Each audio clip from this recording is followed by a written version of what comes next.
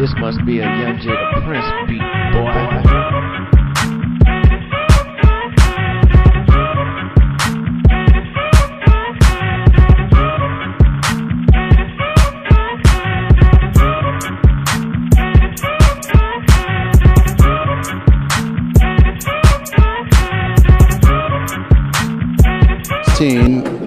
And said, "This will strengthen you," and then began instructing her on how she should comport herself over the next 10 years.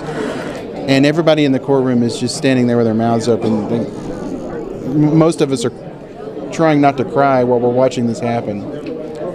Amber then hugs the judge and tells her something that prompts the judge to say, "Oh, it's not me that's good. It's because I'm a believer in Christ." And she says, "I'm not so good. You haven't done as much as you think you have, and you can be forgiven."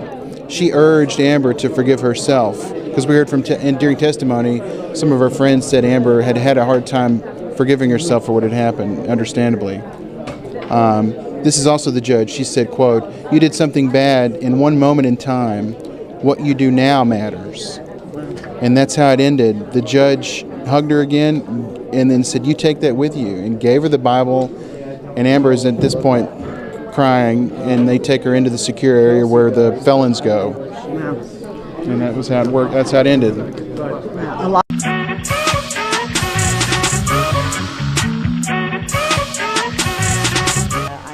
The deputies, so I suspect that maybe they will be leaving the courthouse under police escort.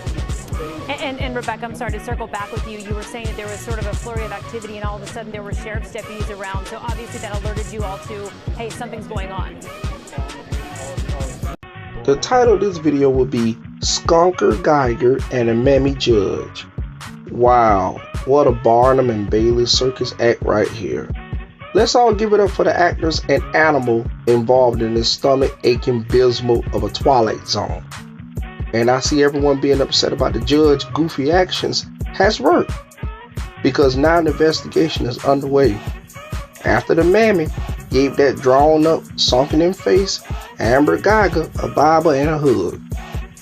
Hell, even the bailiff was stroking her hair, ready to bend her over the table and administer straight dildo action. The bailiff herself looks very bulldaggerish in a way, so I'm thinking that she go on the other side of the tracks, but moving right along. This case was handled with kitten gloves, man, because the former Dallas police officer who burnt down Botham Jean in his apartment last year is heading to prison to serve a 10-year sentence. And I hope those years go by like a crawl. I hope every day or every minute seems like it's taking every bit of 9 months. I hope every day feel like 9 months. Because even if she get out early and do like probably 5 years, she still ain't gonna be able to get being in a 4x10 cell for a long time out of her head. She's gonna need therapy after that. So, getting back to Super Mammy Judge Kemp. She was also wearing flip-flops on her feet, coming down off the bench, hugging, and then giving her a personal Bible. Here's what she had to say. "You can have mine. I have 3 or 4 more at home," the judge said. "This is the one I use every day. This is your job for the next month. It says right here, Massa, John chapter 3 verse 16, and this is where you start. For God so loved the world, Massa." Wow, I'm almost certain that few black men and women have went in front of this weird, strange, and bizarre judge and was not treated like Amber was. Wow, that Mammy syndrome is Hulk strong. Now she's being investigated. But what strikes me was how Guyger made racial references about Martin Luther King Jr.'s death, and also mocked her black colleagues, and even discusses a dog that her friend warns may be racist. She said, "It's okay, I'm the same way." Now that's what she wrote back about the dog just days before she killed both of them. Now the Freedom of Religion Foundation claims that Judge Kemp's actions crossed the line. It's bad enough Hattie McDaniel's lookalike sparked social media scrutiny when she was seen gifting her master with a Bible and hugging her, and then praying with the demon. Old plan to help ass judge. I really want to see her do that to some black defendants, and I'm willing to bet she won't. Both of Jean's silly brother, 18-year-old Brant Jean, is it Jean or John? I don't care. But the 18-year-old boy is silly, said he didn't even want her to go to jail in the first place. He just wants what's best for the goblin.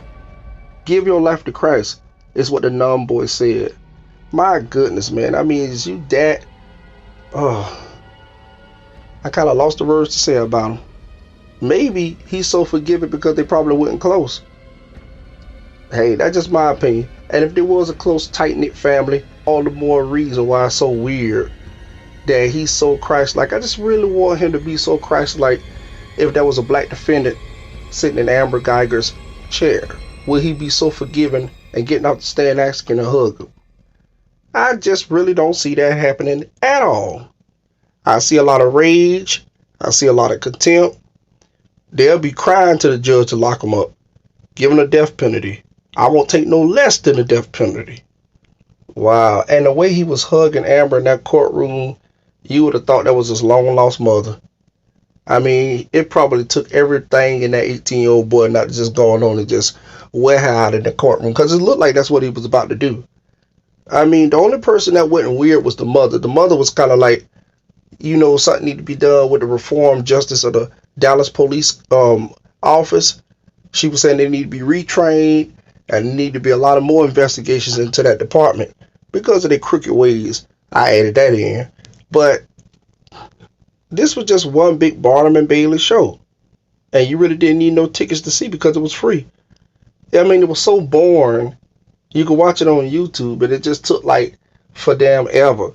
I could only watch maybe perhaps 20 minutes of it, of each trial. And it went on for like about days. I just wasn't interested. I don't know how long ago this was, but I seen a murder trial in which this older black man murdered his black girlfriend. She was an older lady around his age. Her 2 sons and the entire family was trying to take his soul out of his old body that day, with the 2 sons going to jail soon afterwards.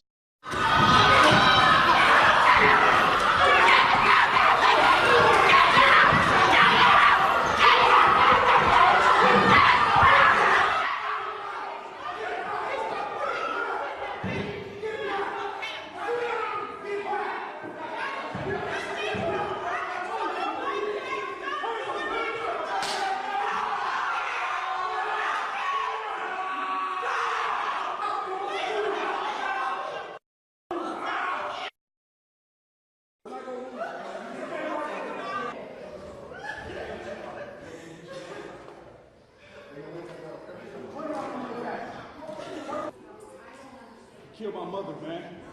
That was my mama. She took care of me, bro. Nobody else did. And I don't think they forgave him for what he did. And I'm quite sure a lot of people have seen it because it made its rounds all over social media. Those 2 brothers jumping that older black guy in the courtroom, stomping him.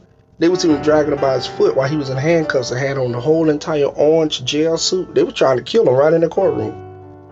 And the officers, it was just a big mess. Now that was a circus. But this dude had then killed the mama.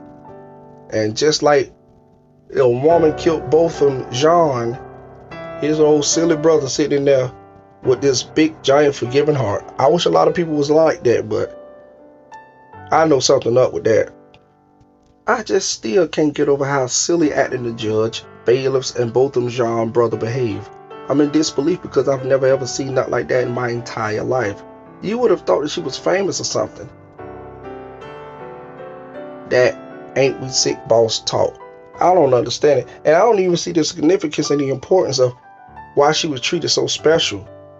And as for the judge, I really would like to see the next couple of defendants that come in front of her.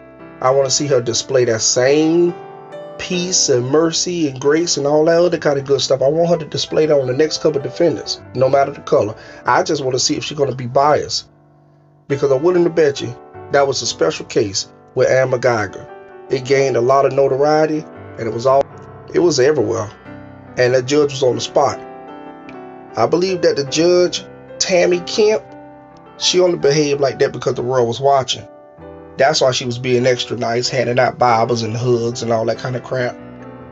If it weren't for the news cameras being there, making coverage day after day, she wasn't be behaving like that. She wouldn't behave like that. But the Mammy syndrome kicked into high gear. She was doing everything but shining a woman's shoes. And I'm surprised that didn't come next. You already had the bailiff stroking her hair, hand combing her hair and stroking it. You already had that going on. The only thing left was just for the judge to come off the bench and just go to spit shining the shoes. And that would have been the whole thing. 1930s and 40s all over again. I mean, the whole fiasco is so strange. I mean, you can't spin it no kind of way into a positive thing. You can't say, well, this woman is a Christian and all that kind of good stuff. Here's the thing. I thought that separation between courts and the churches was on par. You know, I thought that you don't dabble into that kind of thing. But if Judge Tammy Kemp is very real with how she feel about defendants getting the second chance, I hope she be like that with everybody. And this is a full-blown murder trial, so I hope she like that with the next person that comes in front of her with a murder case, because I don't believe this is going to be the last one. I hope she shows that same grace and mercy to the next person. I was your host, Priceless Raw. Thank you for watching this video. Be sure to give it a like, thumbs up, subscribe, share my video, and until next time, everybody, peace and continue to have a good one. Later.